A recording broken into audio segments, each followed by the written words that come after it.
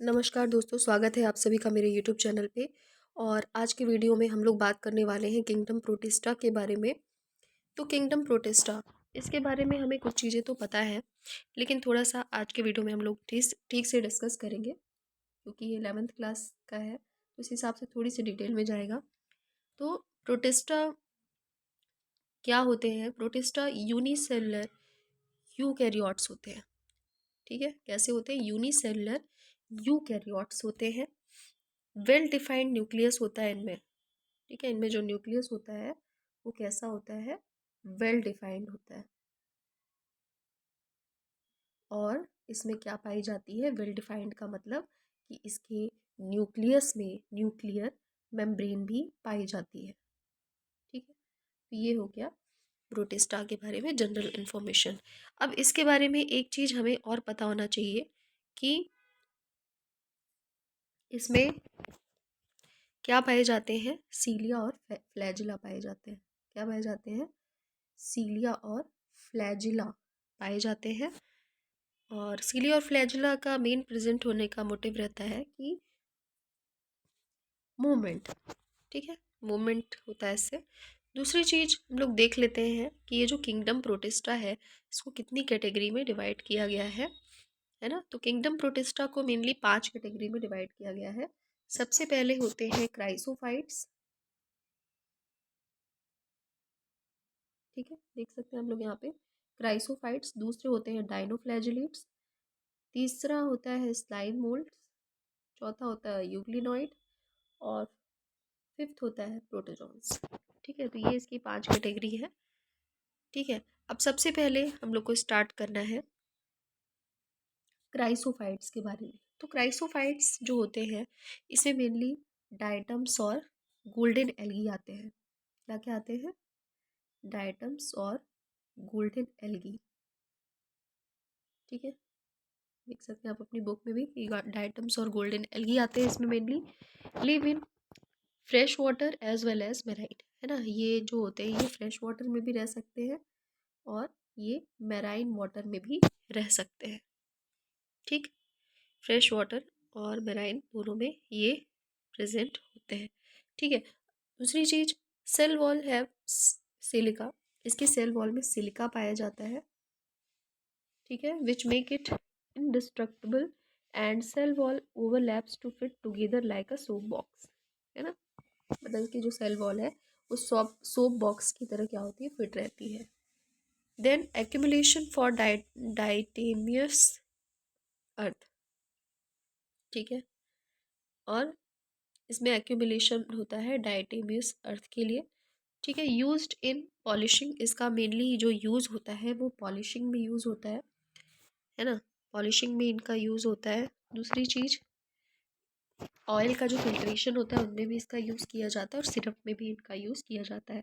They are chief precursor in ocean. ये ocean में क्या होते हैं? चीफ प्रिकर्सर की तरह काम करते हैं। ठीक है, तो इतनी इन्फॉर्मेशन हो गई किसके बारे में? क्राइसोफाइट्स के बारे में। नेक्स्ट हम लोग देखते हैं डाइनोफ्लैजिलेट्स। डाइनोफ्लैजिलेट्स क्या होते हैं? तो डाइनोफ्लैजिलेट्स जो होते हैं ये मेराइन होते हैं और ये फोटोसिंथेटिक होते हैं। Cell wall has stiff cellulose plates. इसकी सेल वॉल में स्टिफ सेलुलोज प्लेट्स पाई जाती हैं। Two flagella, one longitudinal and other transverse. इसमें 2 फ्लैजिला होते हैं। एक फ्लैजिला कैसा होता है? लॉन्गिट्यूडाइनल। और दूसरा फ्लैजिला कैसा होता है? ट्रांसवर्स। ठीक है, in a furrow between cell plates. Example है इसमें गोनाइलॉक्स। ठीक है, इसमें एग्जाम्पल है गोनियोलक्स। और इट मल्टीप्लाई रैपिडली। ये बहुत तेज़ी से क्या करते हैं? मल्टीप्लाई कर लेते हैं। They make sea appear red. इनकी वजह से जो सी होता है वो कैसा दिखाई देता है? रेड दिखाई देता है। Produce toxin to kill marine animals. ये क्या करते हैं? मेराइन एनिमल्स को किल करने के लिए मतलब टॉक्सिन प्रोड्यूस कर सकते हैं। ठीक है, तो ये हो गया डाइनोफ्लैजिलेट्स के बारे में। नेक्स्ट हम लोग देखते हैं यूग्लिनॉइड के बारे में, है ना, कि यूग्लिनॉइड क्या होते हैं। Euglenoid mainly found in stagnant fresh water. ये किस में पाए जाते हैं? स्टैग्नेंट फ्रेश वाटर में पाए जाते हैं। Instead of cell wall they have pellicle. इनमें सेल वॉल की जगह पर क्या होता है? पेलिकल होता है। बुक में भी आप लोग देख सकते हैं कि इनमें सेल वॉल की जगह पर क्या पाया जाता है?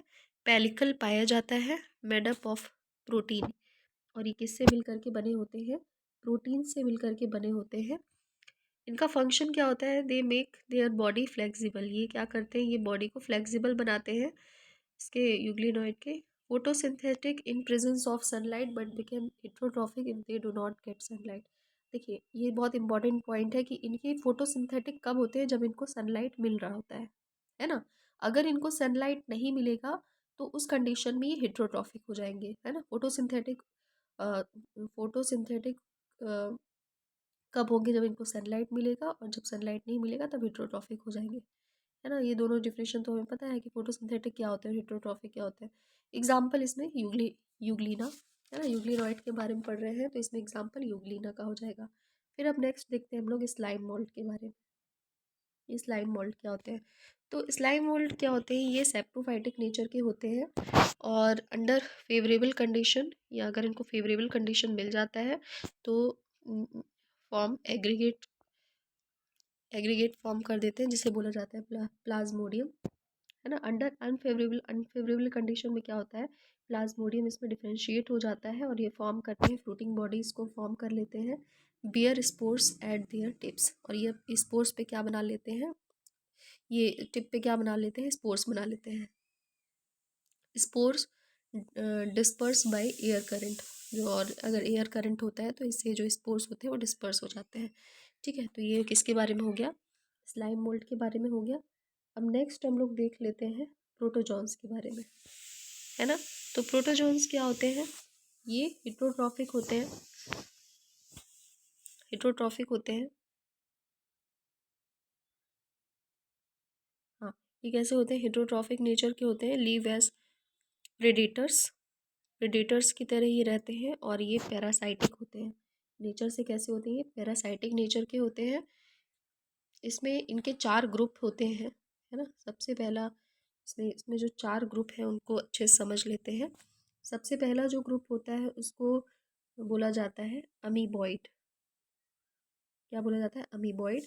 जो सेकंड होता है उसको बोला जाता है फ्लैजिलेटेड। जो थर्ड होता है उसको बोला जाता है सीलिएटेड। और जो फोर्थ होता है उसको बोला जाता है स्पोरोजोन्स। ठीक है, तो ये 4 इसमें इसके ग्रुप हो गए अलग अलग। अब इनको भी हम लोग थोड़ा ठीक से समझ लेते हैं। तो सबसे पहले हम लोग देख लेते हैं फ्लैजिलेटेड वाला। सबसे पहले हमने क्या देखा था? फ्लैजिलेटेड, सॉरी, सबसे पहले हमने देखा था अमीबॉइड। सबसे पहले क्या था? अमीबॉइड। हाँ, ये रहा अमीबॉइड।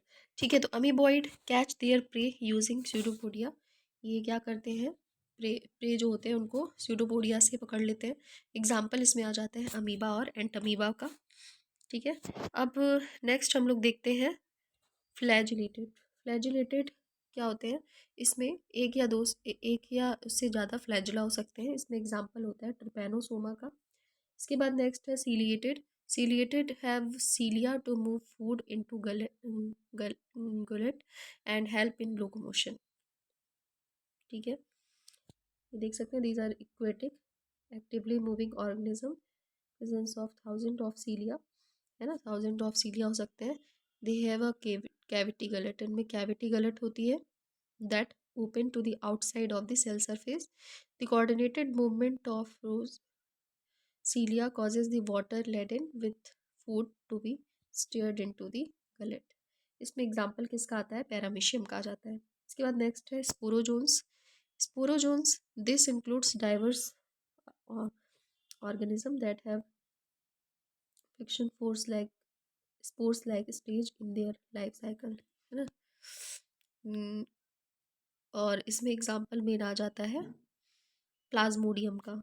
क्या एग्जाम्पल आ जाता है इसमें? प्लाज्मोडियम का, है ना। इसके बारे में डिटेल हम लोग देखेंगे दूसरी क्लास में, है ना, जिसमें पूरा डिटेल टॉपिक रहेगा प्लाज्मोडियम का। और प्लाज्मोडियम के बारे में भी फ़िलहाल हम लोग ये जान लेते हैं कि ये क्या कॉज करता है? मलेरिया कॉज करता है।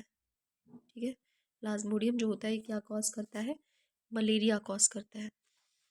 ठीक है, तो आज के ये वीडियो में इतना ही। इसमें हमने देख लिया किंगडम प्रोटिस्टा के बारे में। और आप लोगों से रिक्वेस्ट है कि अगर आप सभी को ये वीडियो पसंद आया हो तो प्लीज़ इसे लाइक, सब्सक्राइब और शेयर ज़रूर कर लीजिए।